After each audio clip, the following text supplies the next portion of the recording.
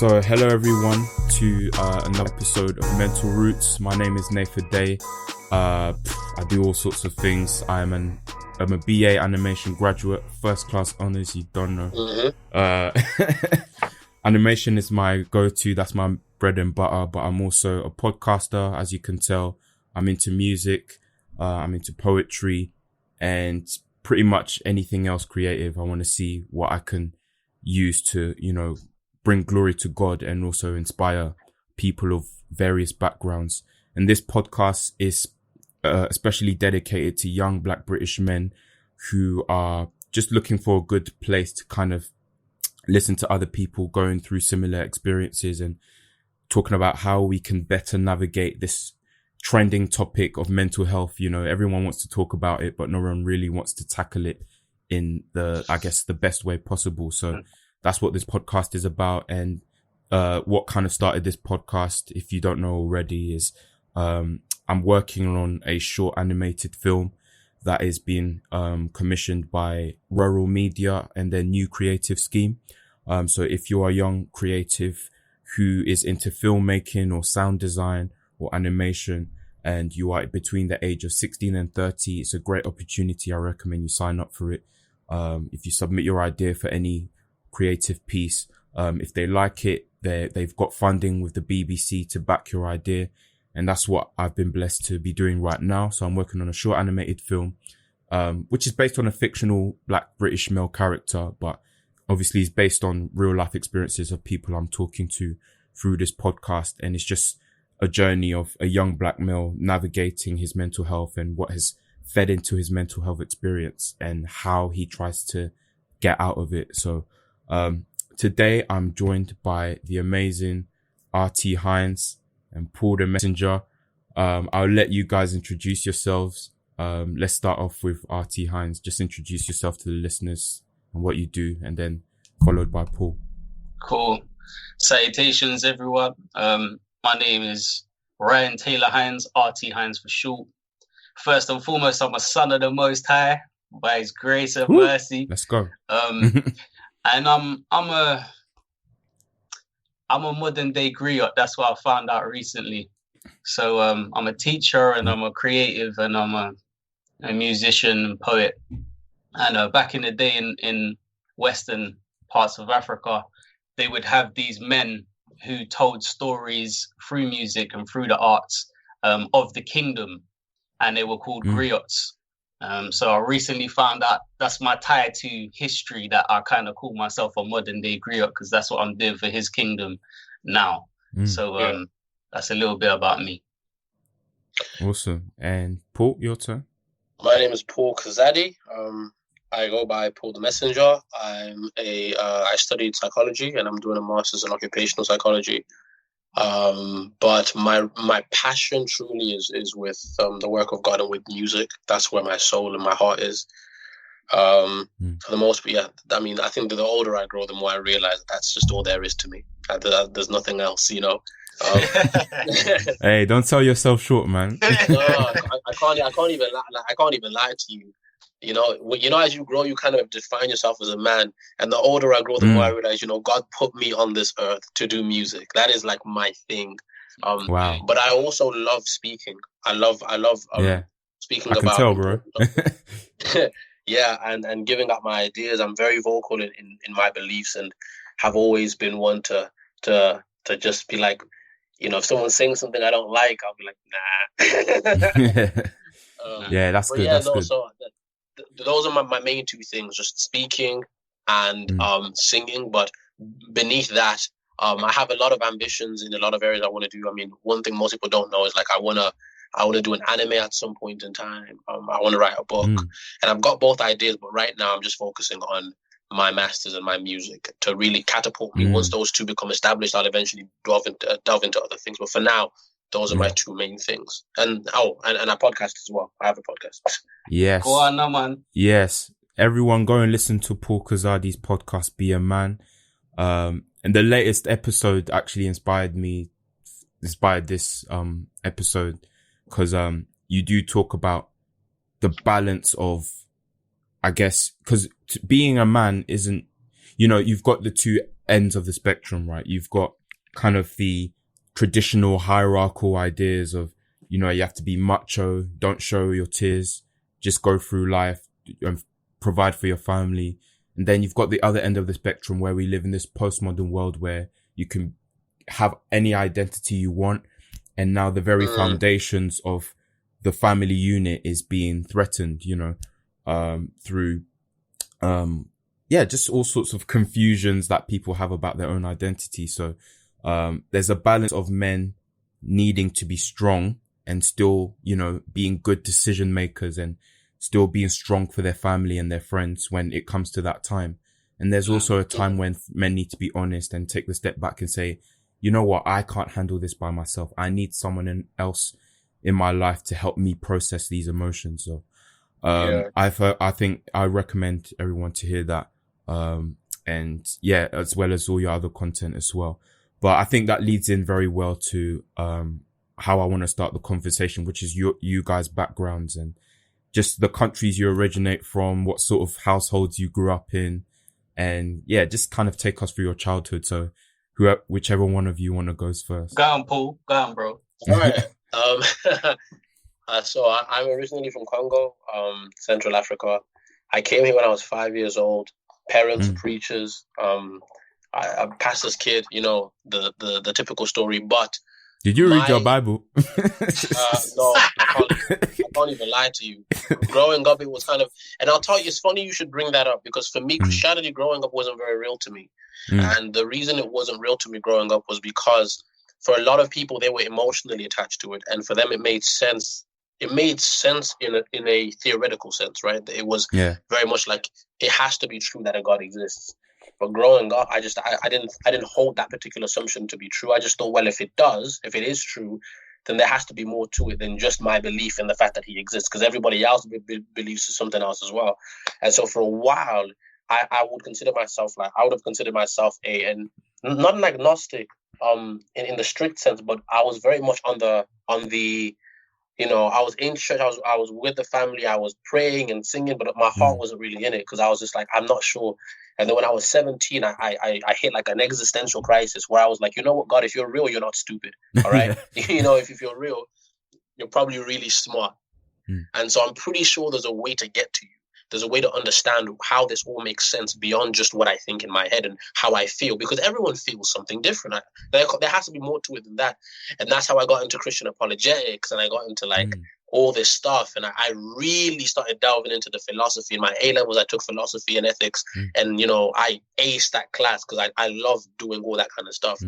And so Christianity became real to me in a very much a sense of, okay, so it's logically the most reasonable position to take. And then after that, I then started to discover who Jesus was as a person and the concept of salvation and what that really means in the face of how we live and who we are. And that's really what kind of, wrapped me, because what I realized was Jesus is a real person. Okay, so one of two things are possible. Either he's who he says he is, or he's insane. I mean, despite every philosophical argument, those are the two options that we have. Because essentially he was a man who claimed, let's say he was a con artist, right? Let's say he was a liar. So you mean to tell me that a man from a religion that already existed went against the status quo without any monetary gain, just to make a promise about something he knew he couldn't fulfill, gain nothing from it, endanger the lives of others for no particular reason? For what? And even to this day, look at the millions of people who are still following him. So if he is a con artist, he's probably the biggest con artist in human history. Exactly. But the issue is con artists stand to gain something in the real world. Most in the physical world, people don't die for things they know is a lie. You will never die for something you know is true. Right? If you're telling me, I don't know, your last name is Bob, right? And you know your last name isn't Bob, and I say, if you carry on saying your last name is Bob, I'm going to shoot you in the head. At some point, you're going to think, you know what? Keeping up this lie isn't worth my life, because other than me, that I stand to gain nothing because I know it's not true. And so it's stuff like that. Unless you are insane. Yeah, unless you're insane. Then there's evidence to suggest that Jesus was not insane. Exactly. Unless you're absolutely insane. But then there's so much evidence to suggest that he was not insane. And, you know, when you read the Sermon of the Mount, the Beatitudes, the things he would say, this guy's not insane. He doesn't speak like a crazy person. He doesn't sound like a crazy person. He's actually saying things that the top philosophers years ago, you know, from the ancient world would have kind of, people would have thought that this stuff was amazing, and they still do. Highly intelligent thinkers ended up agreeing with a lot of the stuff that this supposedly insane man was saying. So pick your poison. Either this guy is insane, or he's exactly who he said he was, you know? And I kind of had to submit then. I was like, you know what, if that's the case, then that means that I'm doomed for hell, because I'm not a good person, you know, no one's good. And then I kind of came for, so, but then he died for a bit. It's just, the whole concept is insane. And I realized that Christianity is the only religion in the world that doesn't stand where human beings aren't the winners. In every other religion, you find that the human is the winner, in that, you know, if you, whoever invented it, quote unquote, is the person who wins. You're working up towards God. So you increase in your goodness. You become a greater person. You become an elevated elite person. And then you reach the godlike status. In Christianity, it's like the complete opposite. It's, you suck. You're a terrible person. You are worthy of death. But God can save you from that by dying for you. That's, and you know, that narrative just seems so insane to me. And it's like, that's, you know, after having like a rigid philosophical foundation, it's stuff like that kind of was like the icing on the cake that grabbed me emotionally. And that's kind of how I came to really establish my faith holistically. But you know, and then, you know, family background, I have 9. I would just pause there, because we've already touched on a lot. And I will come back to Jesus later in terms of like what you said there, like in this distinction about Christianity is very profound, that the narrative is not centered on our goodness as human beings. And that in itself has quite an impact, I imagine, on a lot of men's identity. Like, you are not the hero of your life. There's a bigger hero in your life. So like for the ideal Christian man, you'd be defying culture in the sense that your manhood is actually based on your surrender to Jesus. So to be a good Christian is about surrender. Right? Definitely. So even that in itself is a very rich topic that we'll delve into, because that's, I guess, later down in your timelines. But Ryan, if you also want to talk about your upbringing, were you also brought up as a Christian, or was it slightly different? So brought up in a Christian environment, Christian household, but at a very interesting time in history. So I don't know if you know much about the charismatic renewal that was going on in the late 80s, early 90s.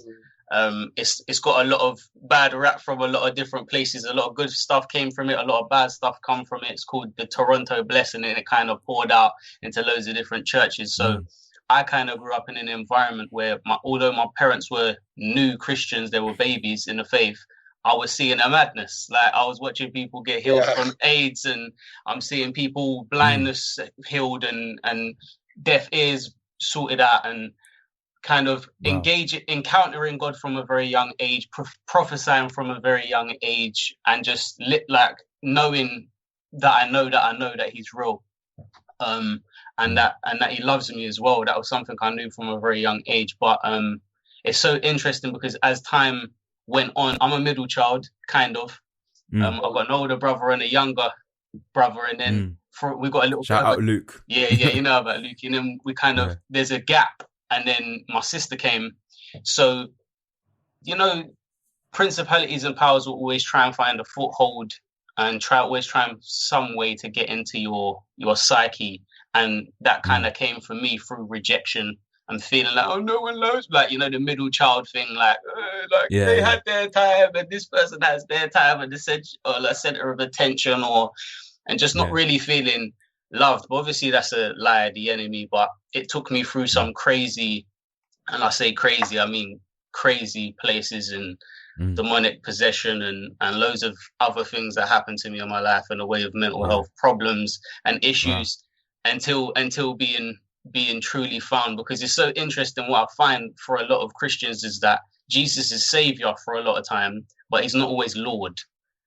Mm. And I didn't really come into a revelation of him being Lord of my life, or Lord of the universe, better still, until I turned 2021. And been walking with him ever since in a fresh and renewed way. Nice. I'm 22 years old, by the way. And what are your ages as well? I'm 23. Okay. And I'm 28, bro. Married. Oh, wow. Right. Oh, for real? I saw the ring on your finger. I didn't even clock that. I saw it and I was like, this guy's married? Yeah. Wow. 3 years married. So congratulations, man. Thank you, bro. Yeah, because when I heard you say like late 80s, early 90s, I was like, okay, that's not really in my time, but yeah. But I think the 90s in again, I'm not an expert in Black British history, but I think, correct me if I'm wrong, you probably know more about this than I do, Ryan, but I think the 90s was quite an interesting time, not just for Britain, but also America, in terms of seeing the injustice that was still happening. We all know about Rodney King and in America, but I don't know. Steve Lawrence over here. And Steve Norris. We had Stephen Lawrence over here. Yes, that's the name, Stephen Lawrence. So I guess, Ryan, did you have any memories of growing up in 90s Britain? And did you experience racism in any way? Do you remember any kind of experiences of racism? Because obviously a lot of people, especially lots of white British people, they're like, it's not as bad as it used to be nowadays. They're like, it's hard for us to see racism, especially in, it seems that the picture that the media is painting is we don't have as much police brutality as the Americans. Therefore, it's when these things happen in America, are Black British people a bit too quote unquote emotional about this because it doesn't as directly affect them? And it's this big sort of kind of worms that we could get into, but how would you kind of challenge the preconceptions of the history of racism in, I guess, leading up to the new millennium from your experience, Ryan? Well, I've got to start by saying the unpopular feeling of saying that we have come on leaps and bounds, actually, since those times in many different ways. And I've experienced it in my own life, and did experience quite a bit of racism, school racism. There weren't many Black kids in my school, even though it was in Southeast London. So the area is quite mixed, but my school kind of wasn't. And yeah, little kid stuff in it, like trying to pick on man in school and never really work out. But there was that dynamic was there, and you could tell it was a race problem, because in Beckenham and Penge and those types of areas that I grew up in, it's, Beckenham's more middle class white, and Penge is a little bit more mixed and diverse, and massive Somalian community, fairly big Caribbean community. So there was always a hidden tension there. But I think that the racism that we experience a lot of the time is based on class, and it's based on just an interest in kind of them not really knowing what they're doing, though they're doing it, and you always having to. But I've always been the type of person to fight things and to, being part of a brotherhood of three brothers. You don't get away without beefing, bro. Fighting and arguments is a constant thing. So you kind of learn how to battle through those things. But my older brother was a semi-pro and then a professional football player, and he experienced loads of racism, being, playing for a lot of teams in Southeast England. So racism was a normal thing there. And then when that ended for him and he went into the building trade, even more racism and experiences like that. And then my dad went through a madness because, he was a man of my age in the 80s. So he told me a lot of mad stories. And then growing up when I was in my teenage years, a lot of stop and search was a madness in that time. Stop and search, literally everywhere I went. There was at one point, when I started college, I was 16 years of age, and I literally got stopped and searched a minimum of 2 times a week. Wow. For a whole term. Every day. virtually every day, bro, just getting stopped and searched, and you know, these things happen though at the same time. I think you either stand and rise through them, or you become a victim. And I think that many people are choosing the victim card. You know, oh, these things happen to me, and maybe I'm just, this is a problem that I have. I don't like to see people in a position of weakness when they don't have to be. Yeah. Because we don't have to be. Yeah. And although our experience is not great and it's not as the best it can be, we're probably, being young black men in Britain, at this time, black people have probably never had it as good as they have it today. Though I'm definitely not excusing our experiences and the systemic racism that still goes on today. We just need to propel, bro. We've got the space and time right now and resources to keep it moving. So that's what I advocate people to do. Why I'm doing this podcast. You know, thank goodness we live in the age of the internet where we can get our messages out there. And now it's about being intentional about connecting. You know, we're realizing there's many other black people that we can connect with online who are in similar fields to us. I started touching on this in my last interview with a guy called Deji. He's also a qualified mental health practitioner who has given counseling. He's done about 2 years counseling for young black men, who, especially those who have engaged in gang culture or violence. So you can check that out. That part 1 came out today as of the time we're recording this. So yeah, I think there's a wider range of narratives that need to be told now with the resources that we've got. And Paul, what about you? Did you kind of feel any sense of alienation growing up when in Britain? Do you remember what life was like before you came to Britain? Growing up for me was a bit of a strange experience, actually, because so again, I'm the middle child, or I was the middle child when there were about 7 of us. Now there are 9. Wow. 6 of us. Yeah, there are 9 of us. So and does that include half brothers and sisters, or no. you all just have the same parents? Yeah. Wow. Yeah. And is that like a popular culture in Congo? Or yeah, I mean, in to Congo, have large families. Yeah, they tend to have quite large. I mean, then again, people.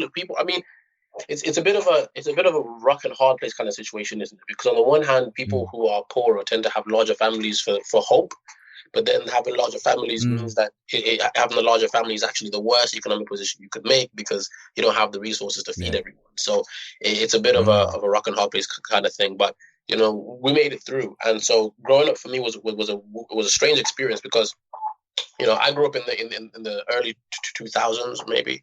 And you know, I experienced my fair share of racial comments here and there. I mean, there was one time where we were living next door to the neighbors who, you know, were blatant racists. But wow. I think growing up as well, I also experienced a lot of love from people who didn't look like me. There was this old man called Ron, and I was a little black kid, and I'd go over to his house, and he was this old white man, and he was just so kind, you know. But then I also remember that growing up, I received a lot of, as a young African man, I received most of my, you know, racial negative stereotypes came from the Caribbean community. You know, they used to call me an African bottom cleaner. Yeah, brother. And I remember growing up in school, I never. You got to do better, people. Yeah, you know, and so for me, growing up in that environment, I came to the basic conclusion that is, it's really depending on who you interact with. What I found was, so me and my brothers were, me and my older brother, raised in the same house, same family, same economic situation. He had loads of, but that's because he always involved and whatnot. And he was always involved in that particular, in that instance. What I noticed, however, was he decided to change his life and change his decisions, his run-ins almost immediately. And that observation really influenced my ability to kind of understand that for the most part, at the very least, in today's day and age, a lot of their interactions we have a lot more to do with the decisions we make. And if not, there's a wider conversation here that needs to happen. It's not black and white. It's not binary. It's not linear. There's a web here. You understand what I mean? That needs to be carefully entangled. So I myself have never had a single run-in with the police or anything like that. I've seen it happen, but that's because I took the straight and narrow. I just didn't do things that would get me in the limelight. I lived a decent life, and for the most part, I just avoided the whole thing entirely. And my younger brother, the complete opposite. You know, he took the same route as my brother, and he started, he started doing some stupid stuff, and he had run-ins as well. And so, being in that environment where it was almost like a little experiment for me, right? You had people with different decisions and ended up with completely different experiences, even though we're born in the same house. Me and my younger brother are 2 years apart, so there isn't much difference there in terms of age, and still our life experiences are polar opposites. And so, from a very early age, I kind of just started understanding that this is a more complicated issue than people make it seem. And I think the whole, especially with the past, what I found earlier on, especially with the way people speak about racism in any country, I found that people weren't fairly consistent in the way they spoke about it.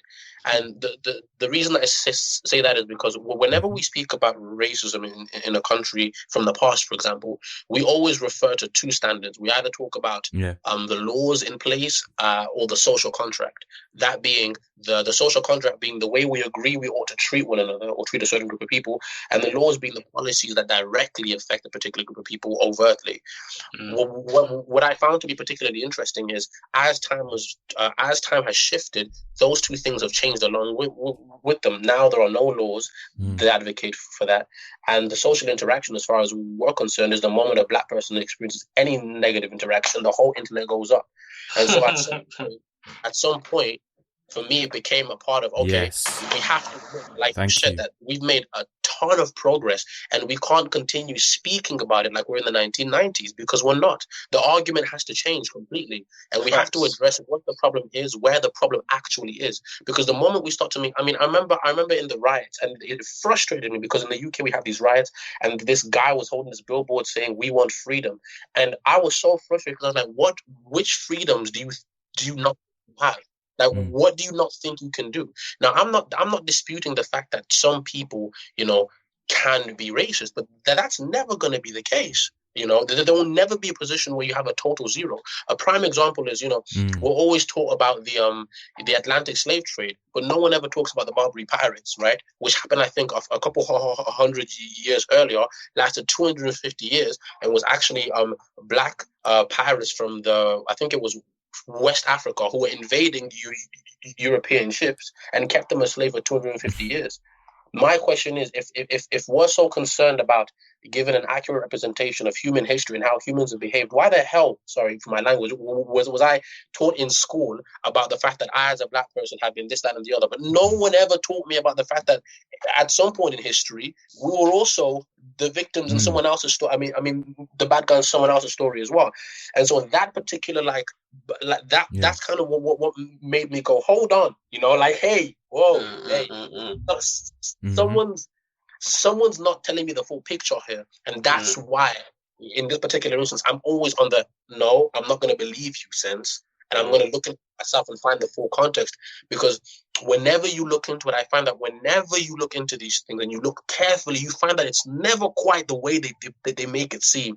Regardless of what issue it is, there's always some sense of nuance, some sense of context. And that's why I'm very much of the belief that you just have to look more into it. I don't think it's as easy as saying, a prime example might be, I find that whenever there's a white and black interaction, think about it. Whenever it's a white police officer and a black guy, the first assumption we jump to is that he's racist, right? But the issue is you're only assuming that because he's white. That's racist. Do you understand? Fam, if I can just cut in, it's so refreshing to hear somebody speak this way, because social media is a germ. It's a germ, and it's setting germs in people's heads. And what I totally just want to jump on and applaud you for is the sense of self-education, that you're not going to allow the narrative that is being pushed by social media, even by your closest brethren, or by the school that educated you, you're going to go, you know what? We're living in a time when I can actually educate myself for free. So I'm going to go out there and find out what the actual realities of this is. Over these thousands of years. Let me actually check. That's and as so soon as good. you do, I'm so glad. Do you know what I mean? Something fresh. Your eyes are open to something greater than what is being pushed to you. That's so good. Like, I'm so glad. But I had a feeling that the chemistry would work. Like, I just, in the conversations I had with both of you, I was like, if these two were in a conversation, I think it would really work. Because what struck me about you guys, and the reason I've put you together, is because we as Black people have become so accustomed to holding the other side accountable. But who is holding us accountable? Exactly. Where are we learning the self-discipline and the self-awareness to hold ourselves accountable to our own flaws? Yeah. And like you said, Ryan, social media is a very noisy place where you just have extremes. So you have the extreme of Black ignorance in one sense. And then I guess you have the other extreme where you have people like Kanye who say things like slavery was a choice, and then it's like, when he said that, to an extent, I could kind of relate where he was coming from, in the sense that as Black people, it's easy for us, like you touched on earlier, Ryan, to just live in this victim mentality, right? Bubble. In this bubble. But I think the way he said it, and again, his public image and everything, kind of tainted the message, and then it just turned everyone off. So I think there's all these extremes in media, and like you said, Ryan, who is willing to take a step back and educate themselves, you know? And that's everyone listening, regardless of your race, educate yourself before you jump to conclusions, before you might have to take a break from social media. You might have to unfollow some people. Say it again. You might have to delete some apps, you know? Learn to create your own narrative, right? And this is why we're going to touch on Christianity later, because this all comes down to your principles as a person. If you find it hard to have a timeless sense of morality, if that makes sense, like if you don't know what your principles are, you are just going to follow what popular culture says about X, Y, and Z. So we're going to touch on Christianity later and how our faith in Jesus helps us to properly navigate these issues. I'm afraid that is the end of this part of the conversation that I had with Paul and Ryan. Stay tuned for the next episode where we continue this discussion. And speaking of faith, speaking of Christianity, and what the church can do to combat racism and to address racism, there was a book that I would highly recommend you to read, especially if you're a UK Christian, and it is called We Need to Talk About Race, written by Ben Lindsay. Ben Lindsay is the founder of the organisation Power the Fight, that does great work in combating racism and helping Black people in various ways through various means.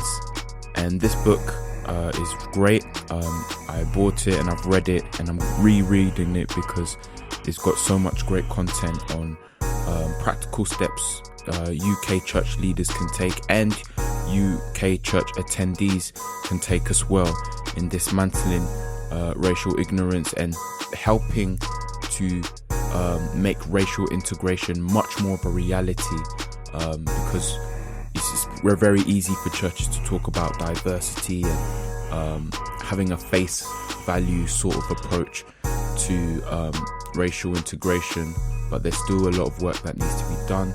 And he's got great practical questions at the end of each chapter, asking Black people, asking white attendees of churches and white church leaders what they can do, and he's got nice prompts, nice questions, and a few diagrams to illustrate points as well. So it's a great book. There's a few other people featured in the book as well that help Ben really unpack the various sort of ethnic minority experiences in UK churches. So It's a great book. I would highly recommend it, and you can check out a link to order the book on Amazon in the description for this episode. So I highly recommend, please buy it through that link.